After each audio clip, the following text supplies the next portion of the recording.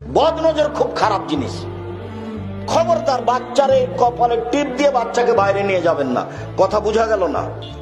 টিপ দিয়ে বাচ্চাকে বাইরে নিয়ে যাবেন না, বাচ্চাকে সাজগোজ করে বাইরে নিয়ে যাবেন না, সন্ধ্যার সময় বাচ্চাকে ছাদের উপরে নিয়ে যাবেন না, সন্ধ্যার সময় বাচ্চাকে উঠানে আগুনে নিয়ে যাবেন না, বাড়ির চত্বর বাইরে নিয়ে যাবেন না।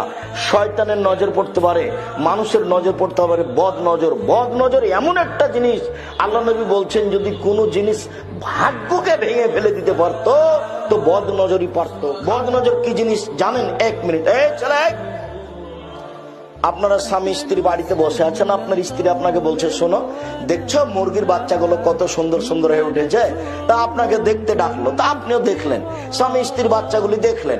এবার আপনি জোহরের সালাত আদায় করতে গেছেন, এসে আপনার স্ত্রী বলছে আরে শুনেছ চিল এসে না 2-3টা বাচ্চা ধরে নিয়ে চলে গেল। দেখবেন সন্ধ্যা হতে হতে 10টায় ছিল 5টায় নাই, তার নাম বদ নজর।